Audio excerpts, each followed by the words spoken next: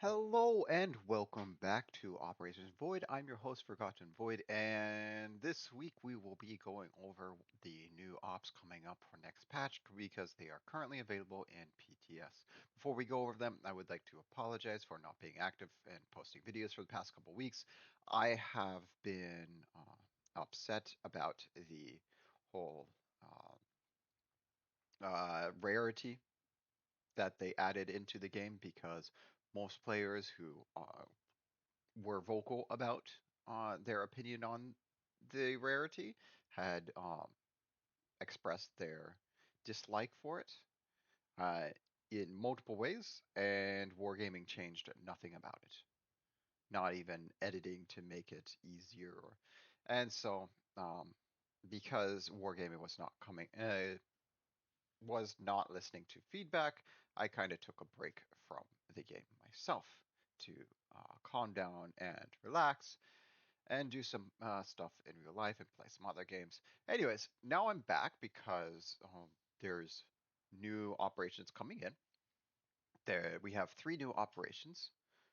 Uh, we go to the game center real quick. In the game center, you can open up news. So on the here we'll go into the work in progress because this is lets you know what is going on for the next patch, what's working on, and what rewards you can have.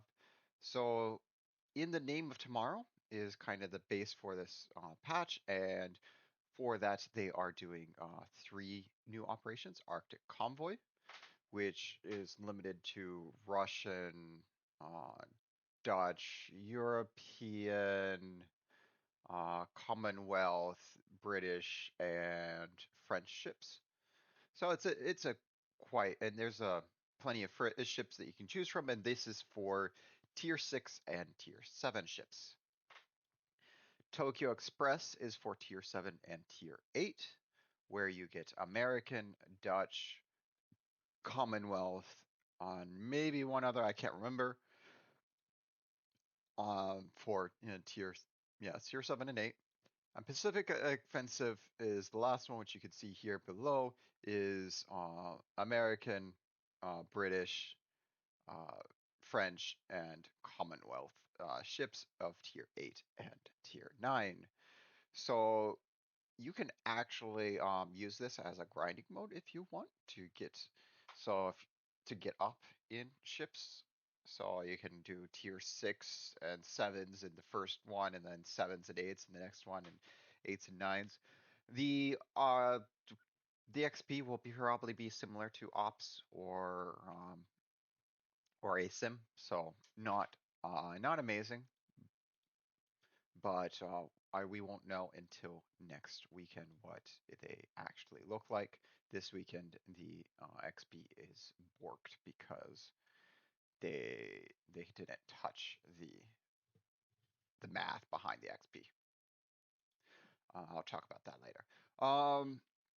So you actually also, if you do not have any of the ships that in the things, so all you German fans, you can get a rental legal. So Legal is a decent light cruiser, and then for the other next two operations, you have rental Cleveland, and Cleveland is a good boat, so that is a really good rental to have, even as just all rental. I don't think you'll find any struggling with Cleveland unless Musashi says that you want to die, and I'll talk about that later. Um, so each one has different dynamics. I'll explain that as we get into each operation. There is Chronicles. I'll get to that. I'll talk about this at the end. The rewards are San Diego. Really nice ship to have. You can check my videos on San Diego. I'll try to get a link for a San Diego video to pop up. And then lastly, you have unlock the option to purchase bundles with Missouri at the end. Now, I do want Missouri, but I'm kind of hesitant because It's bundles with discounted battleship Missouri, and I'm not quite sold on that until I know what the bundles are. But the Vesta permanent camo would be nice. And Missouri, I mean, she's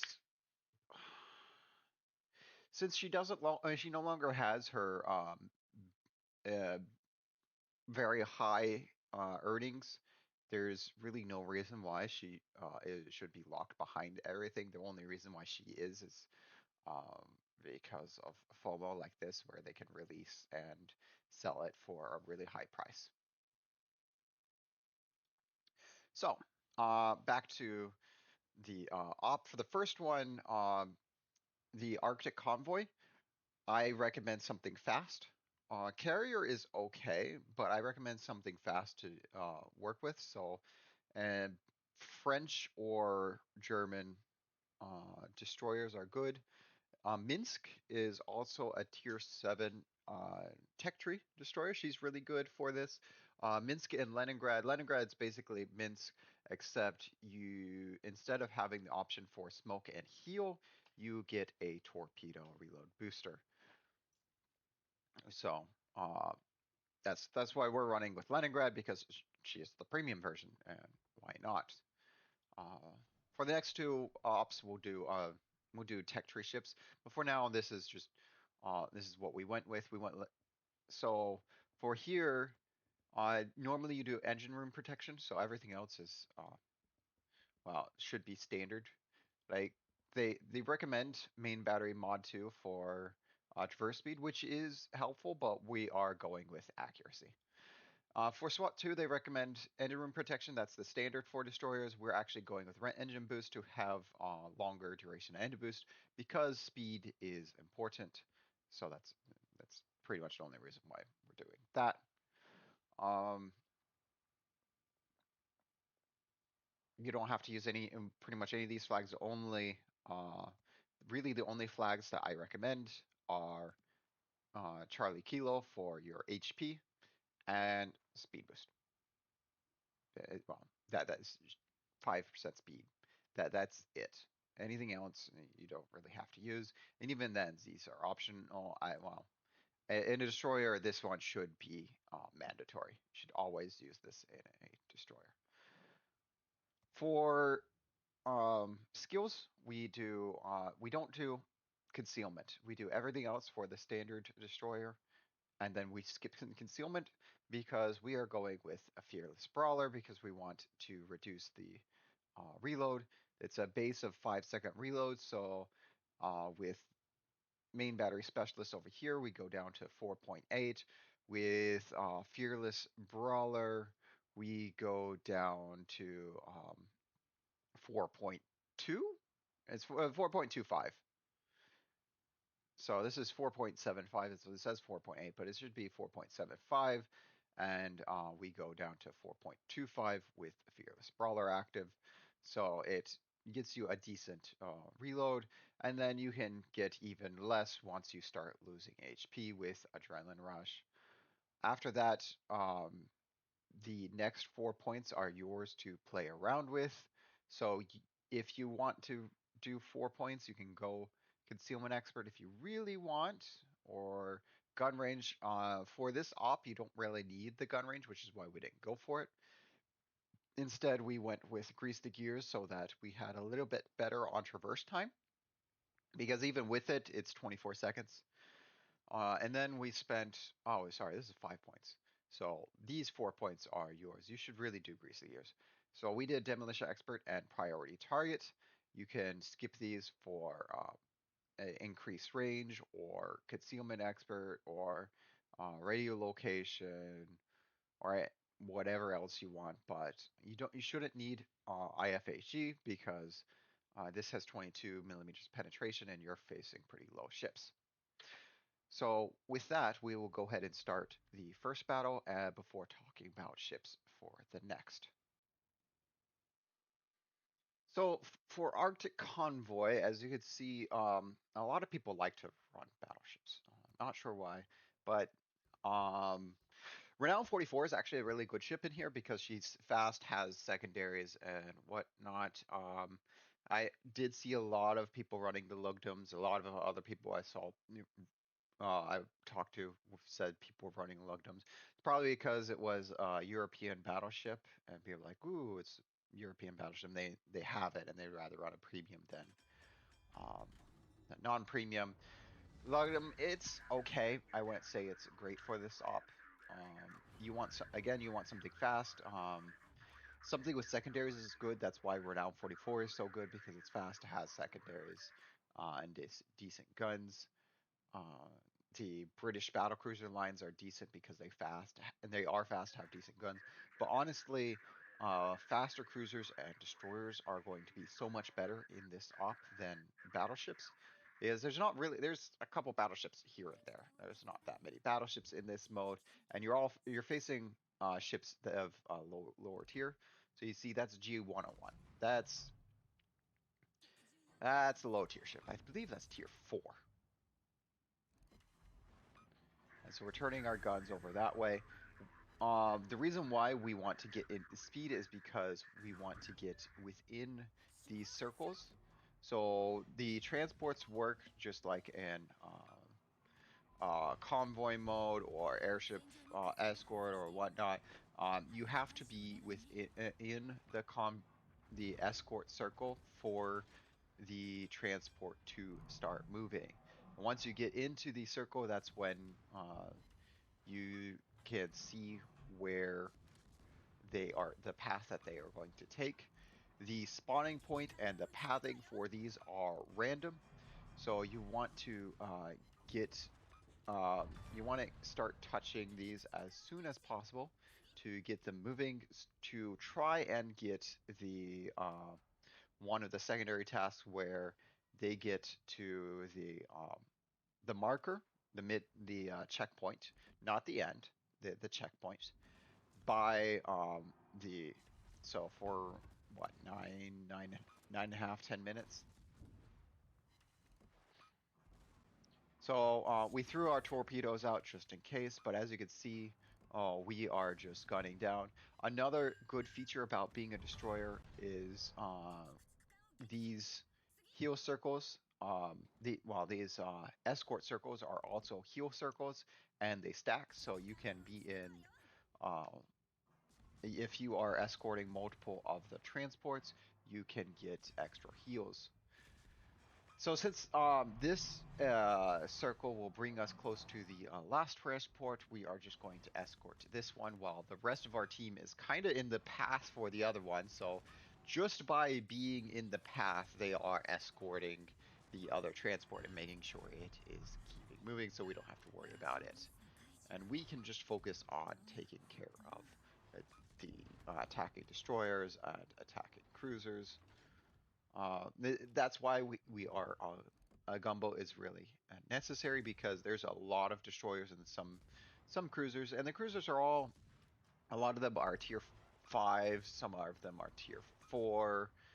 Um, so your tier 7 destroyer should have no trouble with them. Both French or Russian. Even tier 6, if you want to bring Igel out, that's a good one. There's was Konigsberg, tier 5. Cars should be the tier 4. I don't believe I saw any Nuremberg in this, so it's mostly tier 5 and tier 4. Occasionally you see a tier 6 in here, but it is rare.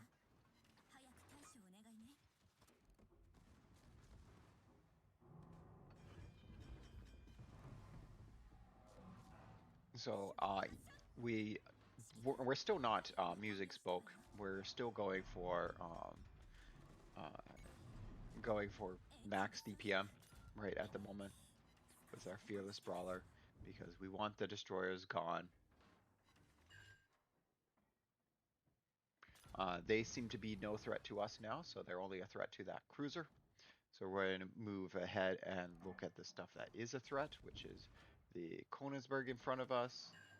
Let's see if we can take care of this. They are in between us and the transport, the last one. And so I am using DCP even for the engine because I want to move fast now to get to that last transport.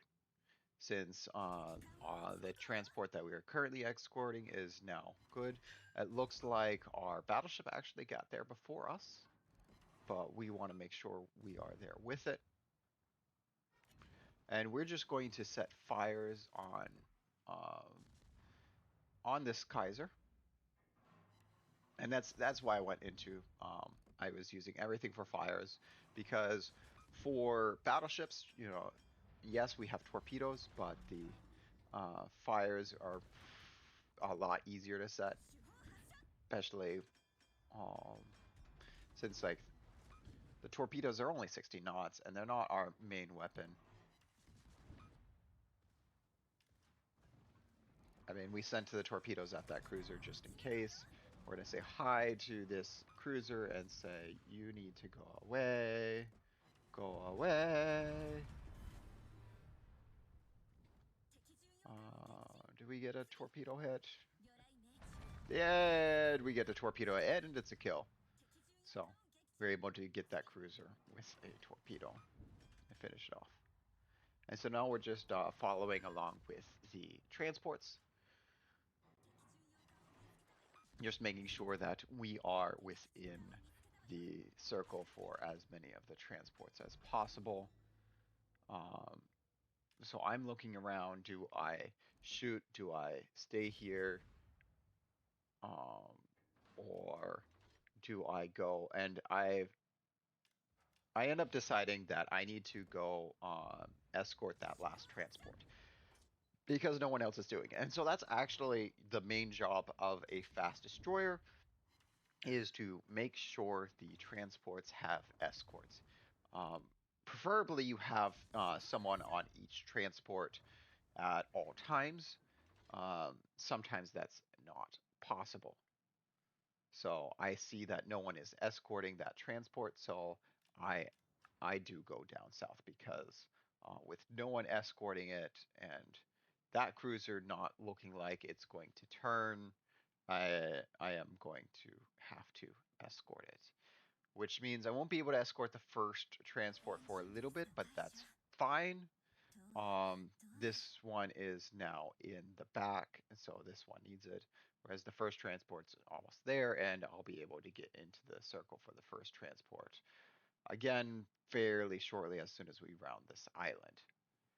Now, because of that, we're not really shooting, but again, getting the transports to the exit, that is the primary, and the secondary is actually that we have ups are, and both secondaries are regarding the transport. One is making sure they move, and the other is making sure they survive.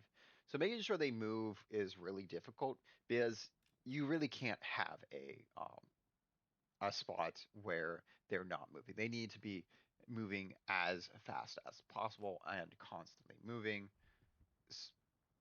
Unfortunately, because this bottom transport was let go for a little bit, I don't think we are not able to complete the secondary. I'm still trying, but it just takes too long for the transport to get there.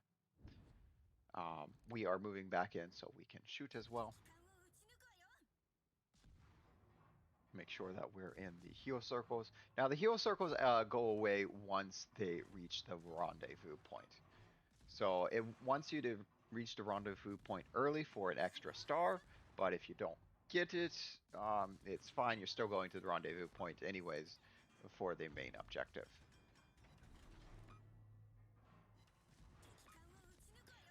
And so what we're doing is we're making sure we're in the circle for that last transport because no one else is, and we are defending the convoy because that's the main objective. Unfortunately, Jig is taking a bit of heat there, so there we go. We get that destroyer down. Now for this Moltolke.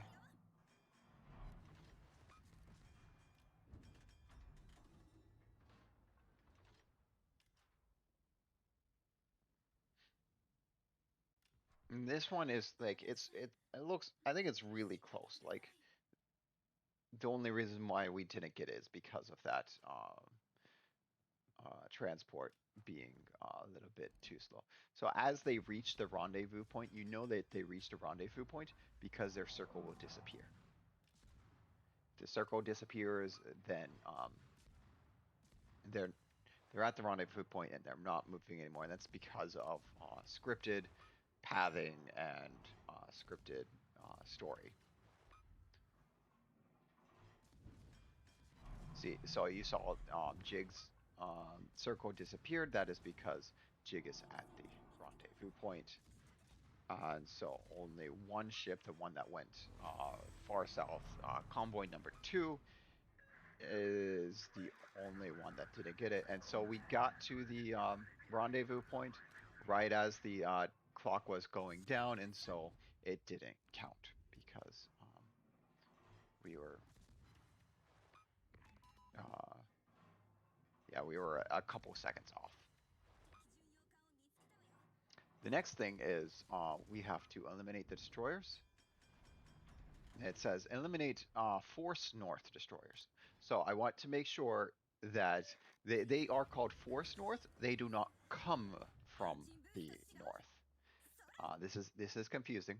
You are currently kind of like in the northern waters, which is why they are considered um, force north. But they will come from the north or from the south, or sometimes one's in the north, one's in the south, as that sort of thing. And these are going to be your higher tier um, ones. And I'm telling them to get back because I'm going to go take care of the. I'm going to take care of the the mines. So that's another thing about being fast, a fast destroyer, because being fast means that you can get to the mines and start clearing them, since ship-based depth charges are much better at clearing minefields than plane-based minefields, plane-based era depth charges. They plane-based can help, but at this tier they're pretty bad. At tier 6 and tier 7, they are pretty bad. So that's why you really need the ship-based ones. So we're going to make sure that we're in it and start. And we almost got that. I'm surprised that I didn't get hit by that mine. So we're just moving along really quickly, trying to get as many mines as possible as we move into the next area.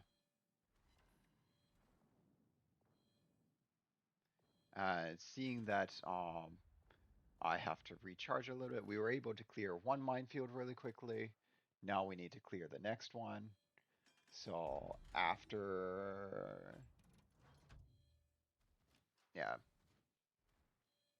after this recharges, we should be able to clear this minefield as well. And there we are. We only needed 7 more kills to clear that minefield.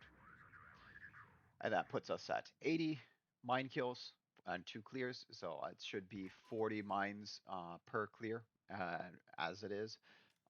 Keep in mind, this is public test server, so that might change. They may bring it down. They may think it's difficult. They may think it's and bring it down to 30. Who knows? Now we go back. So the next thing is just to make sure that the transports are safe and kill the enemies. So the last mission, it's either destroying cruisers or it's destroying a number of ships. So it can the secondaries are not fixed. They do have multiple things. So most of these secondaries are fixed, but there are some that are dynamic, like the destroy enemy cruisers or destroy 7 enemy ships, and it's random.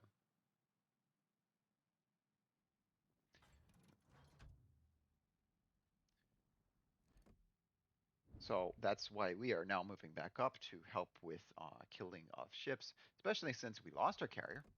I'm not sure how we lost our carrier. We lost 2 battleships, probably to torque boats, because they're not really good against all the torpedo boats, destroyers, and torpedo carrying cruisers and whatnot.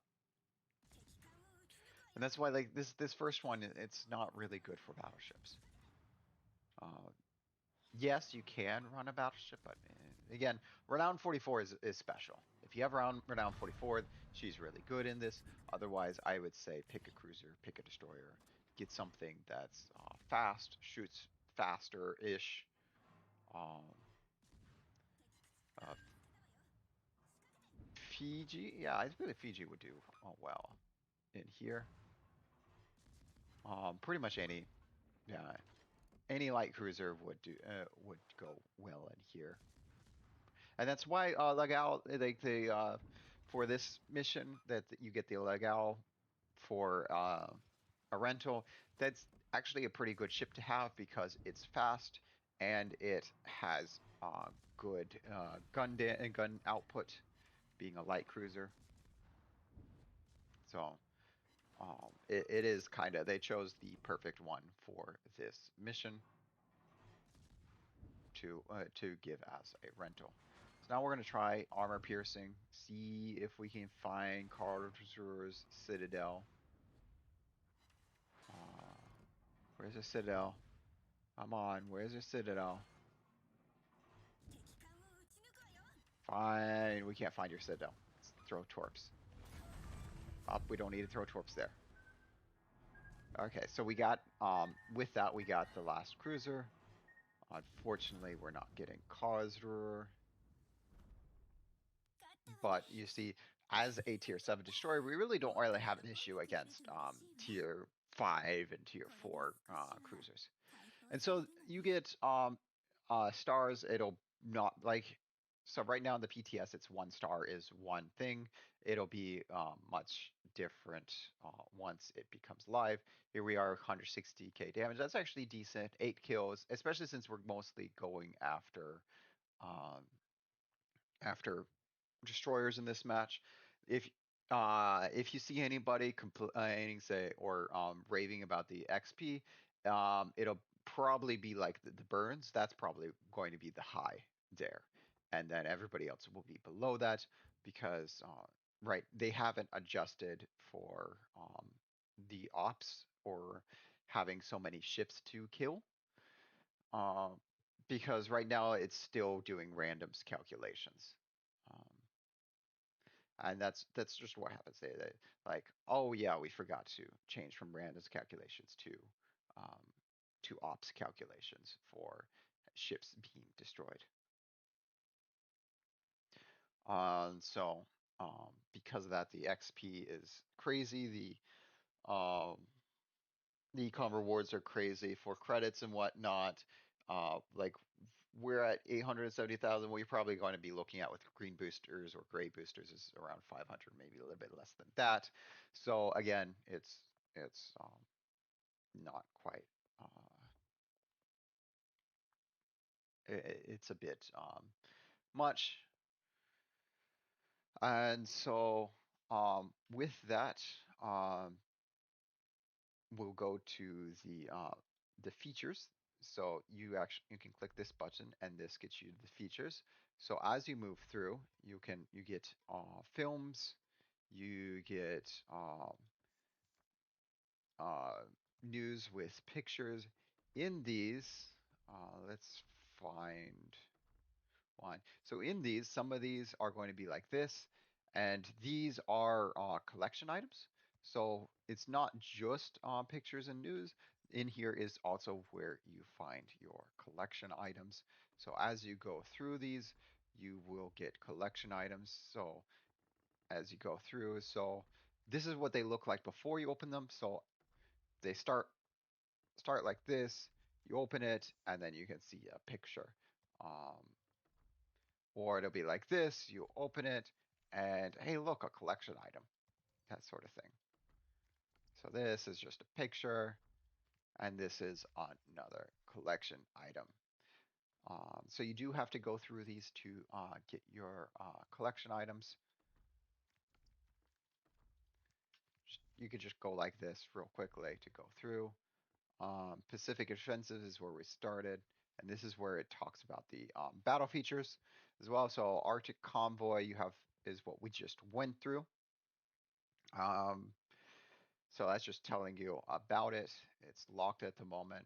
Um, Next, we will be going into Tokyo Express. In here, we are going to do, it's a night battle, so it's really pretty much an easy Cherry Blossom. So anybody familiar with Cherry Blossom, it's actually really easy. Um, so we'll go here, it's nothing. And this one, as you can see, it's locked, and so you need to unlock stars to go through and open it up again. Okay, so for the next one, it's tier 7 and 8. We are going to go with tier 8 American ships. Um, Bridgeport, that's currently in testing, would actually be really good for this. Unfortunately, she's still in testing. So instead, we're doing Baltimore because why not? Uh, doesn't really matter what camo you have in Baltimore. All the camos get replaced anyways. Um, so we're doing Baltimore. Any, pretty much any cruiser works. But there's a couple reasons that we choose Baltimore over the others.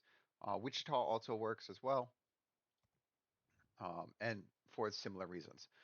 So we're doing grease the gears for our better turning on the main guns. We're doing consumables enhancements for a longer duration radar. We're doing priority targets so no one's looking at us. We're doing superintendent just for an extra radar. You don't have to do this one, but this one this one's for me for peace of mind. This superintendent also works well if you're bringing your captain up the line. So if you want to use the same captain on Baltimore to also be used on um, uh, Buffalo, then you want superintendent and survivability expert, adrenaline rush. Uh, Heavy HE and SAP is one that you can skip. You can take this off. You can actually take off consumable enhancements and heavy HE if you really want to have your concealment expert and then gun feeder. So those are the options. But we're taking heavy HE because we want the detectability for the better reload for top grade gunner, especially because I'm actually building this for the night mission. Um, for a standard game, I would actually not use heavy HE, um, and I would prefer gun feeder and something else. Probably take off consumable enhancements and probably do concealment expert, or if you're doing PvE only, then you can do radio location so that when you get missions that you want to know where the enemy is, you can have radio location. Onto equipment, everything's standard except for I just added the radar mod. Um, for all of these, you can take off what you need, what you don't want to spend. I prefer this one because less fire damage since you don't actually have a heal at tier 8. Um, Otherwise, this is what I am going with. So with that, we will go ahead and go into Tokyo Express. Now, for Tokyo Express, as you can see, it's a night mission. They release flares. There's a few tricky things about this mission. Um, the one, the dis- eliminates the destroyers carrying the cargo ships, the strategic cargo.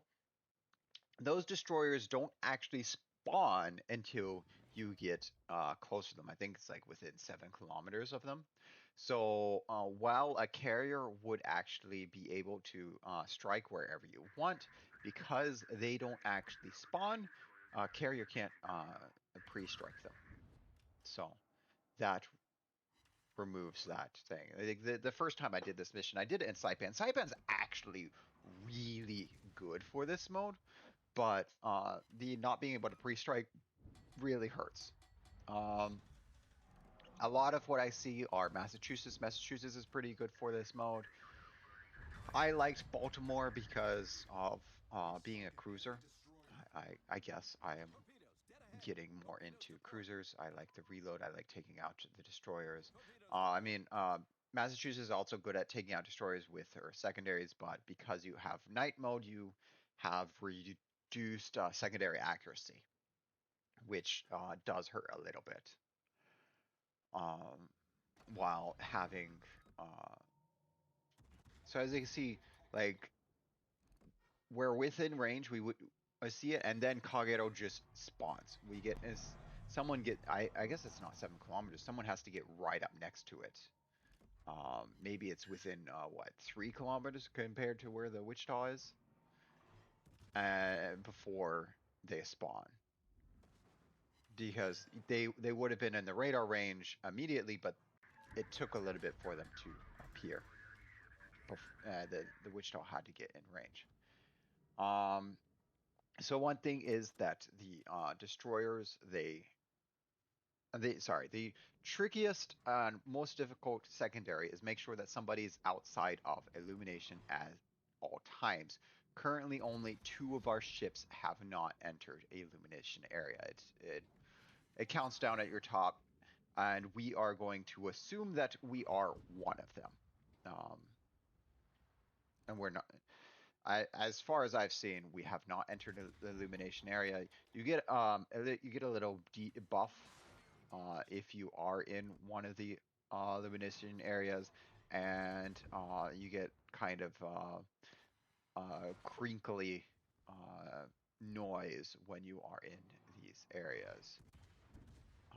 And we are turning because we don't want to get into these areas. When a ship dies,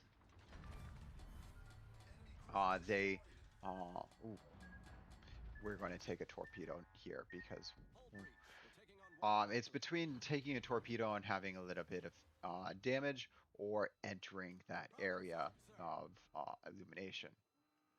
And we are going to avoid that illumination area. When a ship dies, they create an illumination area from the fires,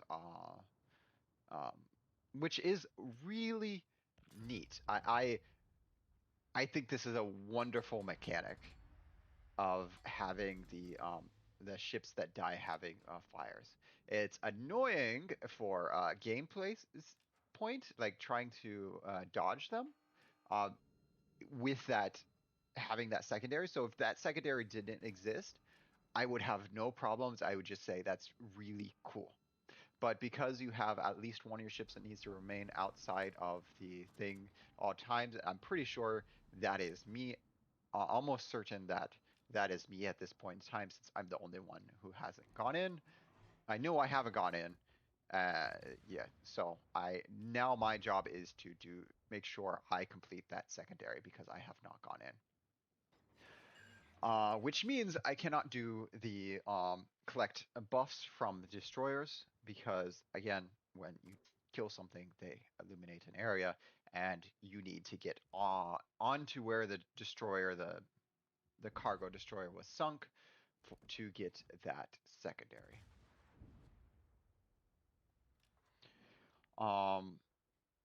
So we're moving in to help with the cruisers.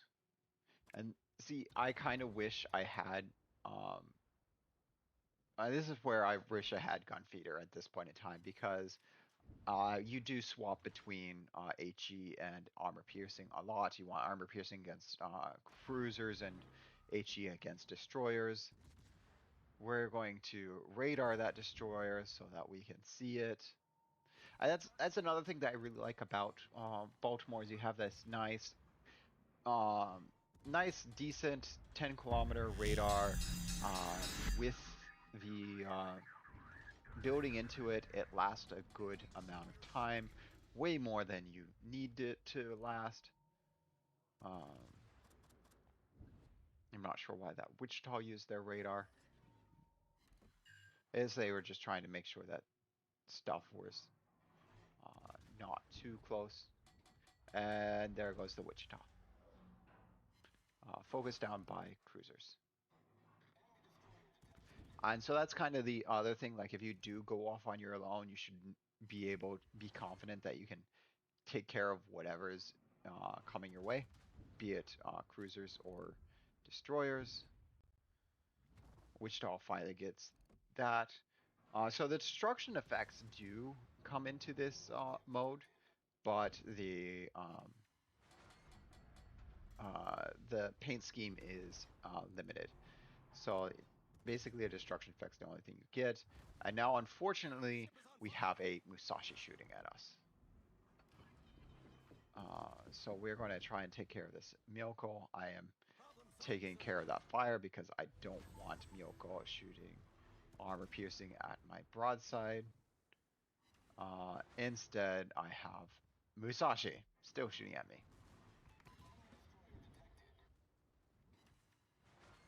Come here. Come on. Come on, Miyoko. Just take the armor piercing and go away.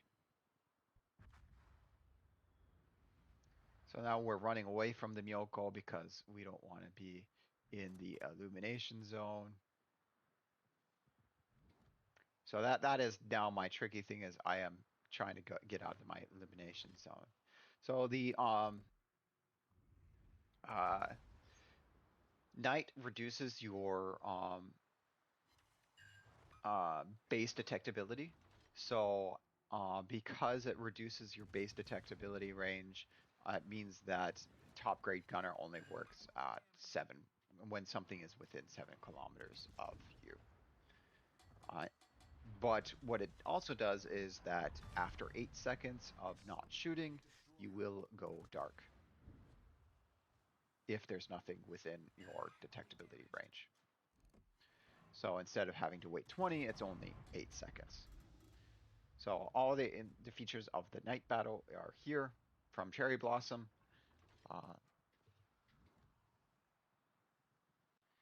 So since we want to, we need to stay alive because we haven't been detected. That's why we're running away from Musashi. One of the missions is to destroy the enemy capital ship within a certain amount of time.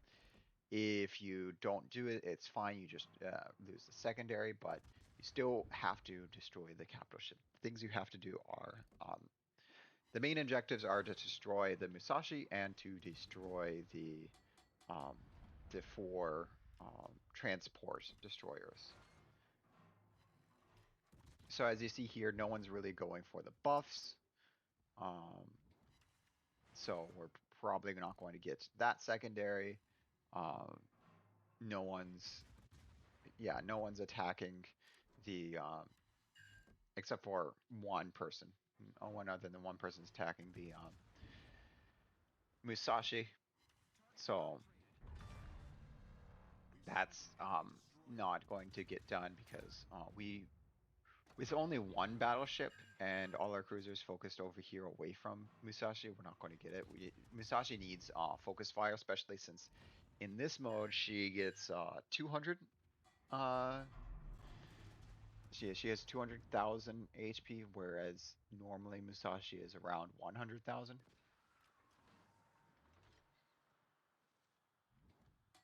So we're moving around. Yeah, there Musashi is with 100,000 remaining of her 213,000. She's burning.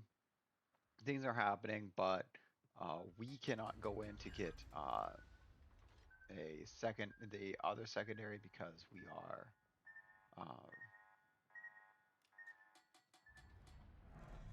are supposed to stay dark. Well, not stay dark, but not be in the illumination area. So it's our job, our secondary. I think one of the cruisers is going for the last secondary, but we're probably going to kill Musashi first.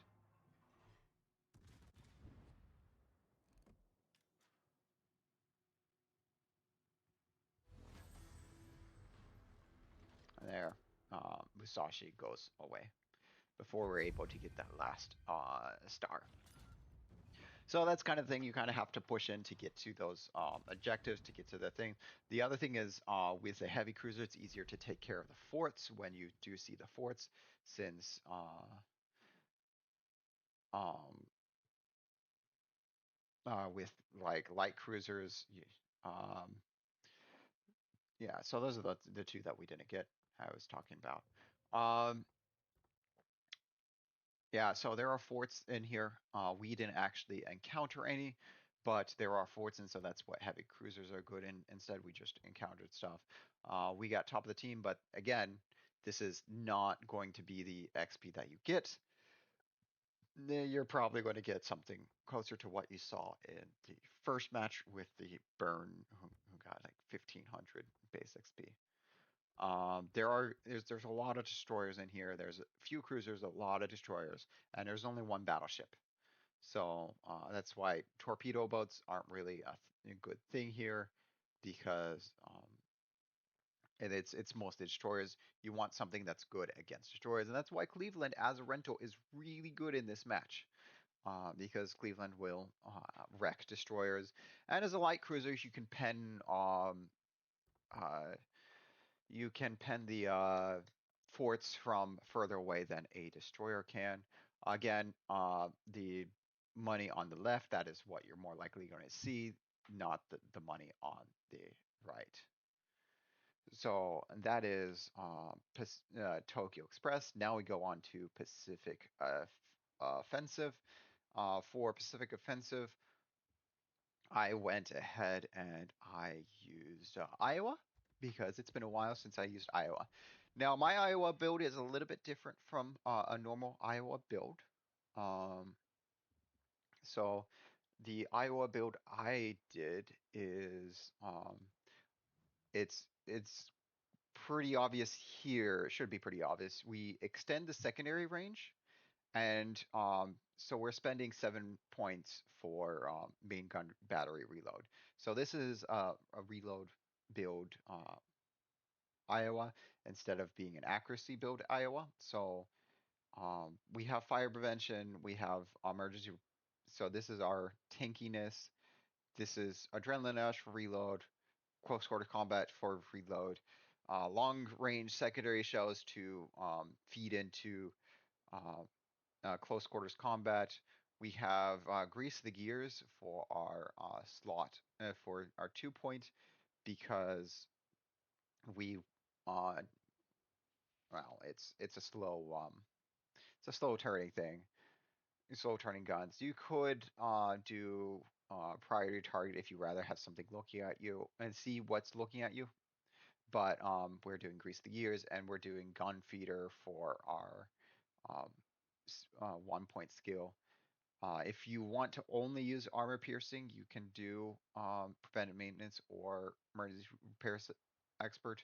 But if you're going to be swapping between, and you probably are going to be swapping between shell types, gun feeder really helps there.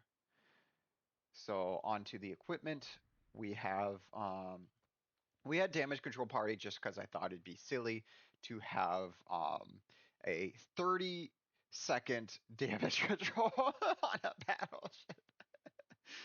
Uh, yeah. So that's silly. Like the normal one is you do main armaments modification. But I thought I'd be silly and have 30-second damage control party. Just to make sure that we're not on fire. Damage. So the next one is just your standard. Here, I would also normally recommend main battery modification 2 if you're doing main battery, but since we are doing a reload build, we're doing secondary battery mod 1, so that our secondary firing range is increased, which with the flag here, we actually have a secondary range of 10.5 kilometers, meaning that when we are within 10.5 kilometers of an enemy ship, our main battery reload is reduced by 10%. Again, we're doing, well, here it's suggesting damage control, but we actually don't care about that. We're running the fire flag, we have a super long DCP, and the heal is we actually get 2 heals here, so we don't really care about uh, fire flooding time. We're doing concealment expert because of dispersion reasons, and we are doing. So if you want to do accuracy, you do artillery plotting room, uh, but we are doing main battery mod 3. So either of these work. You could choose. This is really pick your dealer's choice, which one you want. If you want your guns to be more accurate or if you want to shoot faster. I find these guns to be accurate enough that I just rather them shoot faster. So with that, we will head into battle. Now, Pacific Offensive is it's another day battle, so only Tokyo Express is a night battle. Pacific Offensive, you are tasked with escorting San Diego. So in here we have a couple cruisers, one destroyer. In this mode, I would actually say destroyer's not so good. I mean, it's okay. You're facing a lot of cruisers, um, facing a lot of destroyers. There's actually a decent amount of battleships. Honestly, I again, cruiser is really good here. Battleship is decent here. We are just showing how a battleship runs in these kinds of ops. So we're just going up. So destroyer, cruiser, battleship. That's I did choose one of each so you can see how each one plays. With a battleship, you're also kind of like well, battleship, unlike a heavy cruiser, you are going to focus more on cruisers than anything. Heavy cruiser, you're good at doing both. Battleship, you're going to be focusing on the coastal guns, and you are going to be focusing on uh, the coastal guns and cruisers and enemy battleships. And there's enough enemy battleships in this one that it's okay to bring a battleship. There's actually quite a few enemy battleships.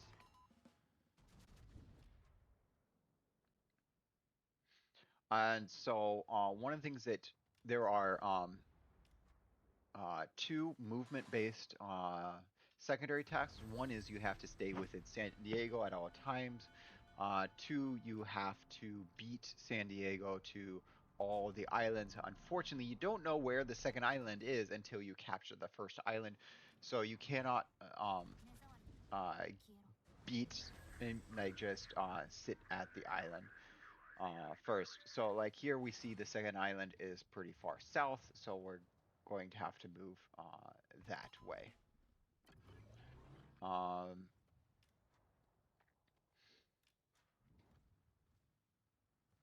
and so so you have to be within one player has to be within 6 kilometers until the first 2 islands are secured. The third island is a little bit special, and so that's why it's just until the first 2 islands are secured. Um, the islands will all have forts defending them, and so that's where a battleship or a heavy cruiser is really nice. A light cruiser can deal with it, but they have to get close for the forts. As high explosive doesn't really do much to them, and armor piercing has different ships have different range. Battleship armor piercing, pretty much any range, you're going to pierce the fort. Heavy cruiser, it's about 10 kilometers, and light cruiser, it's about 6 or 7 kilometers. I believe heavy cruiser is 10. It might be a little bit more than 10. You can pierce it.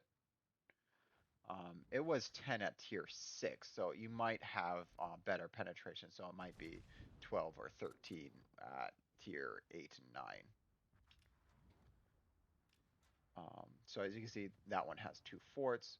We're still going after the ship first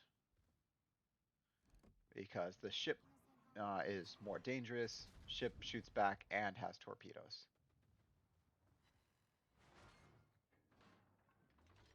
I mean, yes, the forts do shoot back as well, but the forts.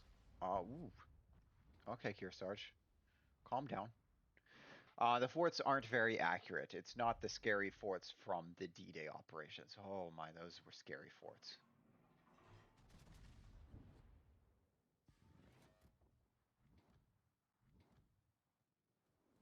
So as you can see, 3 hits was 40k. So when you hit these forts with battleship guns, it hurts them a lot. And that fort gun is gone, and that one is gone. Yeah, the Fierce's there using the front 2 guns and the rear 2 guns. That was a good play by them to take out both of them. Kearsarge, I mean, Kearsarge having all those guns is nice, but I don't like the 33-second base reload that Kearsarge gets, and the big gawking flight deck that is a shell trap on it. So I'm probably never going to purchase, even with coal, the Kearsarge, unless I have no other ship to get. The most difficult, but also the easiest secondary task to get is the ensure your team uses at least 25 coordinated the coordinated fleet support. So what coordinated fleet support is a heal that stacks exponentially. So if one person uses it, it's pretty bad. But if 7 people uses it, it's actually really good, about equal to a heal. So like a standard heal. So what you want to do is you want to have everybody using the coordinated fleet support at the same time to give everybody a standard heal. The thing is, right now we're not feeling the danger enough that players feel the need to use it. I've been using it just to rack up the number of times. You start off with 1. I believe when you capture the first island, you get 1 more. When you capture the second island, you get 2 more. So you do have each player has a total of 5. That means only 5 players need to use all 5 of theirs, or less play, and you can do it less. So here we failed to reach the 3rd island because it's reached the 3 islands before San Diego. However, the 3rd island's right next to the 2nd island. San Diego literally had to inch up and was in there. So unless someone was right with San Diego, no one could have gotten to the 3rd island. And so that's kind of where the random placement of the islands really hurts, because you're not going to always be able to get that secondary unless you have someone on your team whose sole purpose is to just sit next to San Diego and make sure they're in front of San Diego whenever an island, the next island pops up. And I mean, if you do, then everybody else can go off and do their own things, and that gives that one person the task of 2 stars, basically.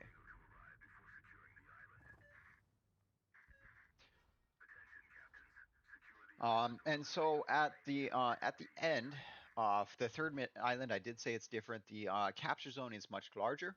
The capture time is much longer, and lastly, the capture is optional. You have 2 things you can do. You can either capture or you can kill everything. And I expect that most people will be trying to kill everything unless things have gone horribly wrong and lots of people have died to torpedoes. So I have found myself in quite a predicament that multiple ships are looking at me.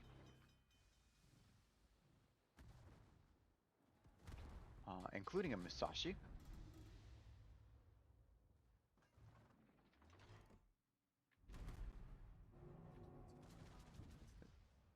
but this is where like the nice reload, like I have really good reload. It really helps. That's a Kitakaze. That's Akizuki. That's not Akizuki. That's dangerous. Okay, so the secondaries semi-built into the secondaries here actually really helps because they have usefulness against the um, destroyers, and like if something's not dead yet, they are good at finishing them off. So we are charging at the Akizuki, hoping that torpedoes have been launched somewhere else, or that it launches torpedoes um, right at us at point blank, so we can, well, it doesn't hurt. Ow, Musashi, that wasn't nice. Anyways, so luckily we didn't get torpedoes fired at us, and the Akizuki looks like they're going to die soon. So we're going to use the smoke, hopefully, to disengage a little bit. Just for a little bit. Musashi shoots that one, the one more salvo at us, and then they start turning their guns as we prepare for a Musashi drive-by.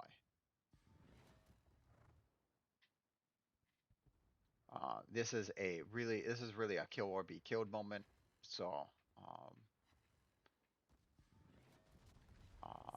we miss there. Luckily their rear turret just bounces off ours as our rear turret goes into them. And so we're able to take care of the Musashi. Luckily, this Musashi is only 100k HP instead of the 200k boss Musashi of Tokyo Express. So it was much easier to take care of, which now we are able to actually take care of the enemy. Also, San Diego being right there behind us was really nice because San Diego is able to take care of also our bot San Diego is able to take care of their bot destroyers.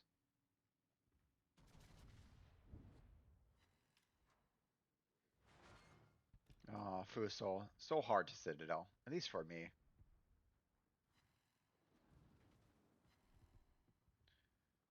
So we're gonna turn in. The Fuso's also turning in, so we're focusing more on the bow since I know we can overmatch the bow. There we go. We got 3 hits. We're gonna get our rear guns on, because those armor piercing look like San Diego and they're not doing much. There we go. We have the secondary guns.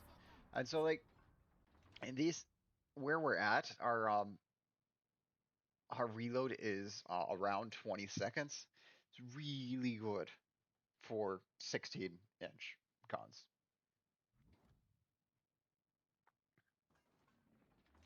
Hello Mutsu. Hello Mutsu. It's aim a little bit. And these bots are actually slower than the most bots in ops, so you don't have to lead as far as you do for ops bots. Oh, goodbye, Mutsu. Was not expecting that, but we got it anyways. And that's why, like, you don't need the accuracy all the time, and sometimes it's better not to have all the accuracy, especially if you're not too confident with your firing, and sometimes the dispersion actually helps you.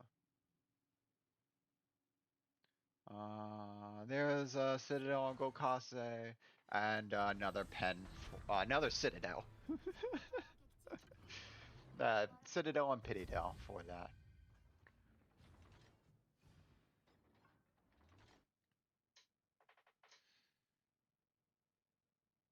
And yeah, so that is the last one. We weren't able to get all the stars because nobody else was using their um, coordinated